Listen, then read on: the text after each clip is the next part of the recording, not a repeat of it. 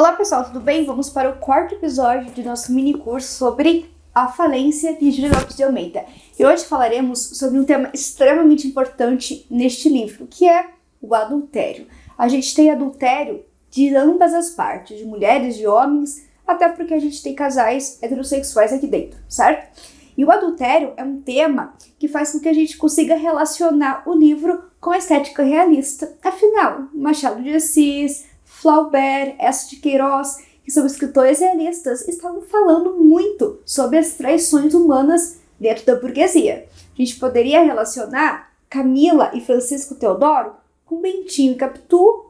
Traiu ou não traiu? Não. Ou Brás Cubas e Virgília, certo? Ou seja, a gente tem uma temática que é muito comum para os romances da época. E para começar a falar sobre ele, eu preciso apresentar uma tese sobre este livro pensando nesse tema. Qual é a tese? É aquele ditado: 2 pesos, 2 medidas. Afinal, se você é homem e trai, tudo bem, a sociedade te perdoa. Se você é mulher e trai, a sociedade não te perdoa, você não é apenas julgada, mas como a gente pode ver aqui dentro, você pode ser morta. Mas para começar a falar, vamos iniciar analisando a forma como o casamento de Francisco Teodoro e Camila acontece. Em nenhum momento existe a palavra amor. A gente conhece a história do Francisco Teodoro, que ele era um imigrante português que veio para o Brasil e enriqueceu ainda jovem, e ele conquistou tudo o que queria. Mas faltava-lhe um herdeiro, faltava-lhe uma família, então ele decide que ele vai casar. Um amigo o leva para a casa da família e ele conhece a família da Camila, conhece essa mulher e ele fica abismado com uma bela mulher que é a Camila picando a sua mão porque ela estava trabalhando, estava costurando, e ele fala: olha, o trabalho dura para homens. Então ele decide casar com a Camila. É tudo por uma negociação, certo? Eles não têm afeto e eles se acostumam. E é a partir disso que eu vou ler um trechinho que a gente tem no qual o Francisco Teodoro volta a sair com uma mulher chamada Sidônia. E a gente percebe a voz do narrador fazendo uma avaliação aqui. Então, olha lá. Depois desse, vieram dias tranquilos. O relacionamento entre Camila e Francisco Teodoro era tranquilo. A mulher bordava almofadas para o sofá e emoldurava os cromos com musgo e flores secas. Tinham se acostumado um ao outro, viviam em paz, quando a Sidônia reapareceu na vida de Teodoro, obrigando-o a desvios e infidelidades. Nem a pobre Camila desconfiara, nunca. Também nada lhe tinha faltado e já devia ser um regalo para ela cobrir de boas roupas o seu corpo de neve, ter mesa farta e andar pela cidade atraindo as vistas no deleite da sua graça. E a gente percebe que existe essa traição desde o começo do casamento. Eles se acostumaram, têm uma vida pacífica e o narrador diz: nem a pobre Camila desconfiara nunca. Ou seja, ela era ingênua, de acordo com a perspectiva do narrador, e não achava que o seu marido era infiel. No final do parágrafo, o narrador dá inclusive uma avaliação. Olha, ela não tinha o que reclamar, né? O marido podia traí-la, afinal, ela tinha roupas, ela tinha tudo o que ela queria.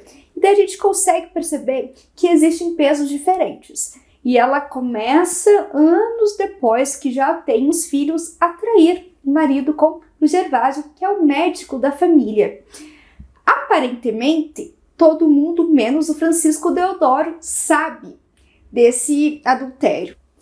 No entanto, em um trechinho que já lemos no episódio que falamos sobre as mulheres, a crítica, a forma como a literatura representava as mulheres, a Camila, logo depois de falar: olha, eu não quero mesmo ler este livro porque ele é meio perigoso, já que fala sobre o nosso amor, ela vai mostrar que ela não é ingênua. Olha só esse trechinho aqui, ó. Camila começa falando: remorsos. Remorsos de quê? Pensa, Gervásio, que desde o primeiro ano de casado, o meu marido não me traiu também? Qual é a mulher, por mais estúpida ou mais indiferente, que não adivinhe, que não sinta o adultério do marido no próprio dia em que ele é cometido? há sempre um vestígio da outra, e esse da outra está em itálico, que se mostra em um gesto, em um perfume, em uma palavra, em um carinho. Eles traem-se com as compensações que nos trazem. Que compensações? Os vestidos, a qualidade de vida. E o Gervásio responde: isso tudo é vago e abstrato. E Camila fala: não importa, e as denúncias, e as cartas anônimas, e os ditos das amigas? Eu soube de muita coisa e fingi ignorá-las, todas. Não é isso que a sociedade quer de nós? As mentiras que o marido me pregou deixaram suco, e eu paguei-lhes com o teu amor, e só pelo amor. E assim mesmo, enganá-lo pesa-me. Pesa-me, porque quanto mais te amo, mais o estimo. É uma tortura que parece que foi inventada só para mim. Gervásio não respondeu. Tinha o rosto contraído por uma expressão de ciúmes. Passado um instante de silêncio, murmurou: é extraordinário. Nunca julguei possível essa dualidade no amor. Bem, levarei o livro. Adeus. Não só Camila prova que não é ingênua, que entende, mas que compensa pela qualidade de vida, pelos regalos da vida que o Francisco Teodoro permite a ela, certo? Mas também esse comentário final do Gervásio é muito forte. Ele diz: eu nunca julguei possível essa dualidade no amor. 2 pesos, 2 medidas. Não só ser a pessoa que atrai, mas também ser a pessoa que sabe que é traída.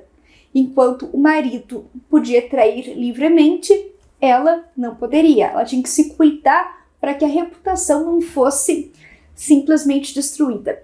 E é essa a questão que vai perpassar todo o aspecto social da vida da Camila. Por quê? Aparentemente todo mundo sabia que ela tinha um caso com o Gervásio, porque era dentro da própria casa, o Gervásio ia lá sempre. Mas o Francisco Teodoro, por algum motivo, ou ignorava, ou simplesmente não estava nem aí, porque a vida estava boa, o café estava indo bem, certo? Até que chega um momento em que o Francisco Teodoro dá uma missão para Camila. Ela tem que falar com o Mário, o filho mais velho deles, porque o Mário está saindo com uma mulher mais velha, e que está começando a receber presentes muito caros do Mário, de modo que pode ser um problema com dinheiro. Então a gente tem a seguinte conversa, olha lá, ó. Os portugueses nasceram só para isso. Eu tenho outros gostos e outras aspirações. Meu pai não me compreende, porque ele sabe que a Camila está falando com ele por causa do Francisco. Mas o dinheiro que esbanjas de quem é?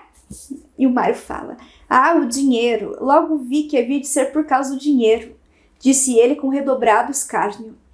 Por isso e por outras coisas, exclamou Camila, espicaçada pela ironia do filho. Mas que outras coisas, mamãe? Retrucou ele, plantando-se diante dela com raiva. Já te disse, não te finjas de surdo, por causa da tua saúde, que é fraca, e da tua reputação. E olha o que ele responde para a mãe, que vai ser muito importante aqui. Reputação, ora, mamãe, e a senhora quem me fala nisso? E a Camila, ela fica preocupada, e a gente tem essa reação dela. Camila estacou, sem atinar com uma resposta, compreendendo o alcance das palavras do filho. A surpresa paralisou-lhe a língua. O sangue arrefeceu-lhe nas veias. Mas de repente a reação sacudiu-a. Então, num desatino, ferida no coração, ela achou para o Mário admoestações mais ásperas. Percebia que a língua dizia mais que a sua vontade, mas não podia contê-la. A dor atirava para diante contra aquele filho até então poupado. O Mário, ele se negava a estar na mesma mesa do jantar da família se o Gervásio estivesse. Ele não falava com a mãe e com o Gervásio quando os dois estavam juntos. Mas ele não estava se preocupando com traições do pai. Por quê? Como eu disse, 2 pesos, 2 medidas. A ponto de a gente tem um outro caso de traição, de adultério, que chega a ter um feminicídio, que é o momento entre uma conversa da Catarina do Rino. Os 2 irmãos que tinham uma ascendência dinamarquesa e brasileira, e eles estão falando sobre possibilidade de casamento. Porque a Catarina, ela mora com a madrasta, os pais o pai dos dois já morreu, a mãe também foi assassinada pelo próprio marido. E o Rino fala, por que você não casa? Então ela fala, casar com quem? Comigo que não vai ser, né? E a irmã fala, e você não ia querer, né? Não é por quê? Porque amas a Camila Teodoro. E os dois ficam em silêncio, certo? E ele não nega que ama. Até que, olha essa parte, quedaram-se mudos, contemplando-se de face. Pela mente de ambos passou dolorissimamente a lembrança da mãe assassinada pelo marido. Compreenderam-se através do silêncio.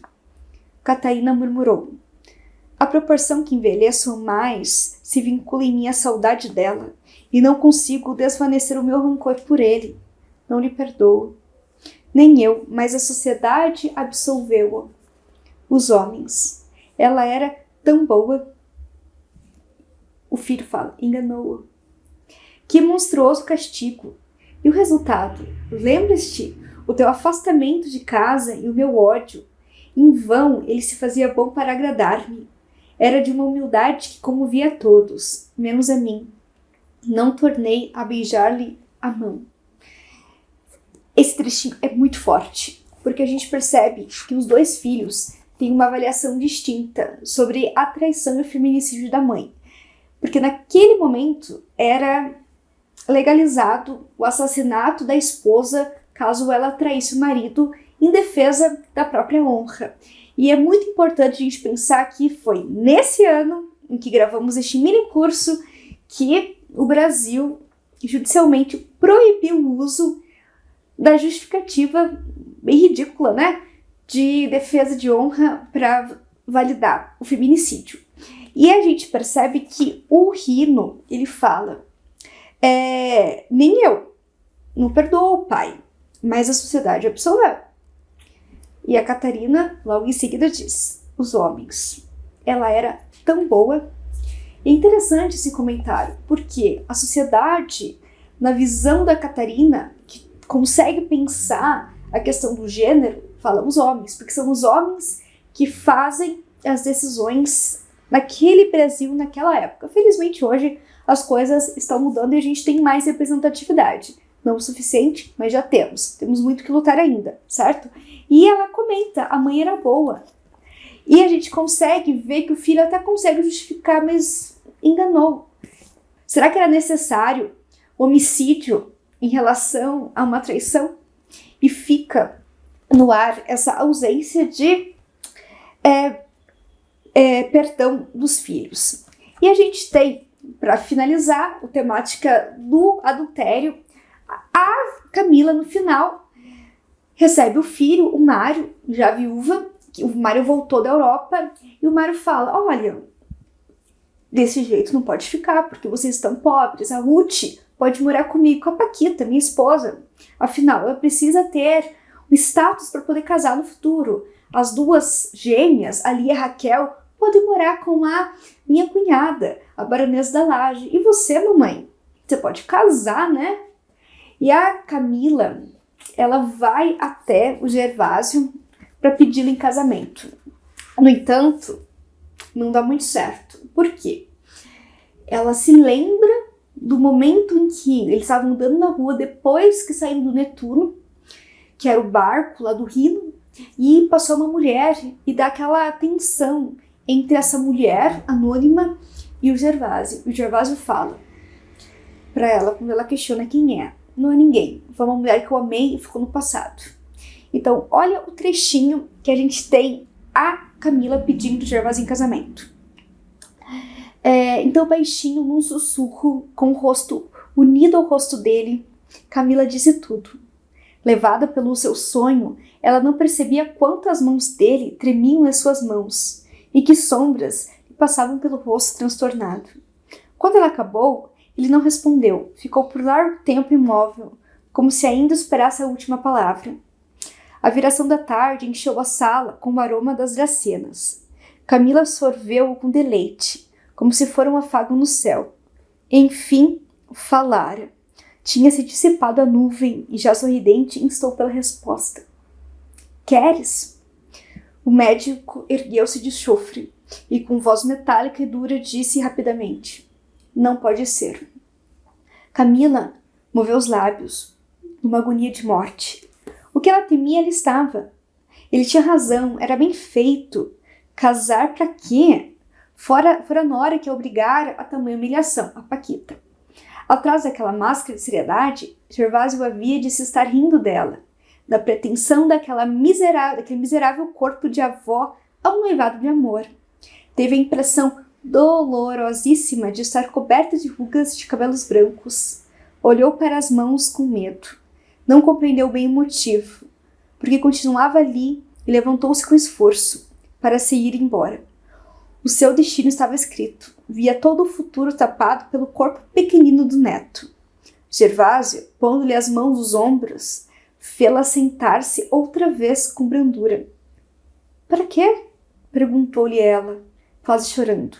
— Para te dizer tudo. Eu sou casado. E nesse momento, a Camila pergunta: meu Deus, como assim? Como que ela nunca desconfiou? E ele vai contar que aquela moça que encontrou na rua era a sua esposa. E olha esse comentário dele sobre a vida com a esposa. Sim, amei-a muito. Casei-me por amor. Mas no dia em que percebi que ela me enganava, deixei-a. Morávamos no Rio Grande. Ela ficou lá com a mãe. Eu voltei para aqui. Quis divorciar-me. Ela opôs-se. Opõe-se ainda. Quer ter me acorrentado como um cão. Consegue. É tudo. Então a mulher faz a traição, mas também se nega a se divorciar. Afinal, isso é um poder que ela vai ter sobre aquele homem. E a Camila, ela vai entender os dois pesos e duas medidas. Olha esse último trechinho que nós leremos hoje. Era tudo. Camila percebeu o melindre do segredo, mantido para evitar uma ofensa. A razão iluminava-se-lhe. Ela não podia ser aos olhos daquele homem nem melhor, nem mais digna do que a outra que ele desprezara.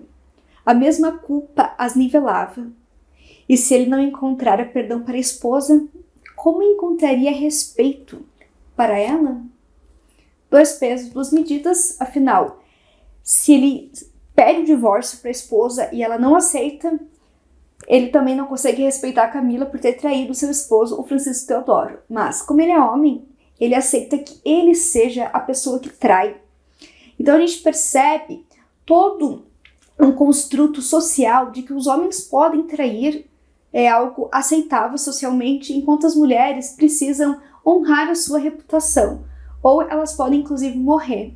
E o final do livro, ele é muito bom justamente pelo fato de nós vemos a Camila, depois de ver que o Gervásio, seu grande amante, havia mentido horrores para ela, ela tem um estalo e ela acorda para a vida. Ela decide falar que a Ruth volte para casa, falar que as meninas, a Lia e a Raquel, sejam trazidas novamente, porque ela vai tentar uma vida nova. A gente percebe que ela vai tentar até trabalhar. Por quê? Porque ela não precisa de homens. Então, o final do romance, apesar de ter essa parte do adultério e ela ser adúltera, não é o mesmo da mãe do Rino e da Catarina. Não é o mesmo destino final da Madame Bovary do Flaubert, que se suicida. Não é o mesmo da Ana Karenina. Não é o mesmo da Capitu. E a Capitu nem tem um fim ruim. É simplesmente um fim que fica só porque o marido acusou de adultério, certo? Então, o adultério, ele vai depender muito de quem é que faz o adultério aqui dentro, quem é que trai. Por quê? Porque as mulheres, elas serão culpadas, certo? Então, esse foi o nosso episódio sobre o adultério, um temaço dessa obra. E no próximo e último episódio, falaremos sobre a brasilidade. Muito obrigada pela atenção, até a próxima e tchau!